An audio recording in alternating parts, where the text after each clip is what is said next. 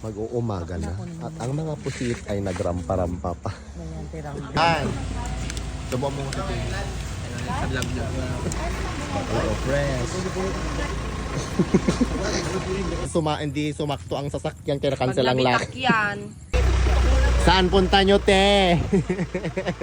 O para nyo, ala, nagado kayo. Hoy, hello mga mare. Kumusta ang gabi nyo? Kumusta ang Santo-Santo? Ikaw ba si Santo? Charis, for today's video, samahan nyo kami mag-outing. Kasama ang mga baklang pusit. A day in my life as a college graduate, mas piniling tumambay. Charis. So ayun na nga mga mare, pupunta kami ng Dinadjawan. Sama ang relatives, friends, and family. Mga mare, wrong choice nga kami ng sasakyan. Test ang kapatid ko, matagtag yung buksit niya. Hindi ko naman akalain na 35 pieces pala ang sasama mga meses. Kaya nagsundo-sundo na kami ng mga kamag-anak mare. Sabi ko sa isip-isip ko, hindi kami kakasya. At dinaanan pa namin ang mga taga San Juan. Aking mga pensan. Loka ako mare, hindi kami kasya sa sasakyan. Kasi good for 24 lang siya mare. Kung sexy ka. Maraming malalaki ang katawan mare. Hindi kami kasya. Kaya mga bakla, bumaba sila. Pakuha ulit ako ng sasakyan mga mare. Dahil hindi naman kami kasya, oy. Pit ang mga balakang na mga bakla. So ayan na mga mare. Maoy si tita. Paano naman daw siya kakasya, oy. So pinababa ko ulit ang mga bakla. Para kami ay lumipat dahil para kaming sardinas doon dahil VIP ang mga Becky. Dito sa pick up kami sumakay mga meses. Para komportable naman oy. Pero hindi rin inaasahan mga mare. Pagkarating ng Etsyage, tumawag ang aking sister. Siya ay makikipagpalit oy. So yung dalawang bakla bumalik doon sa sasakyan sa L. Pwede na sad-sad naman siya oy. So ayan mga mare, nandito kami sa stopover. Dahil SBO naman sila ng SBO. Mahirap ang baklang may latig mga mare. Yes in SBO ka. So ayun mga meses nagpagas muna kami. Sobrang mahal ng gas, sobrang mahal ng bilihin mga meses. Reklamo nga si Pudra dahil parang walang kinarga. Fast forward mga meses. Stop over muna kami. Ito na yan sa malapit sa Dinadjawan mga misis. Dahil nagutom ang mga first zone si Valenti. Hindi ako makaget over. Ang dami pala namin. Hindi ko naman in-expect na ganito kami kadami pupunta oy. So ayan, kumain lang ang mga bakla dahil nagugutom. Hotdog kanina, hotdog na naman ngayon oy. Walang katapusang nota si Valenti. So ayan, kumain ng mga baklang pusit. Tago-tago pa si Bading dahil hindi raw siya fresh pag umaga. Ayan ang pinsan kong pogi. At fast forward, nakarating na kami dito. Pala ito ng dati kong teacher nung high school. Magmamayari pala ito ni Ma'am Martina Pascua. Taga Aurora din siya, oy mga mare. Kaya kung gusto mong mag-swimming at mag-resort, kontakin nyo na si Ma'am Martina Pascua. Dahil pag taga Aurora ka, ay discount ka. Tagsiunahan kami dahil may lalaki. Hindi naman pala lalaki, oy. Pinsan ko naman palang umiihi dahil. So ayan, dumating nga kami ng alas 5. Umaga na mga bakla, wala pang tulog. Wala pang tulog pero nakuha pang mag-voice over. Tawa ng tawa ang mga bakla. Kit parang hindi naman dagat oy. Bato naman siya neneng. Okay lang yan, parang ilog-ilog lang ang tawa ng tawa si Tian. Parang nasa kalabasa daw kami. Chares. So inantay ang sunrise mga bakla para makakuha ng sapat na vitamin E. Vitamin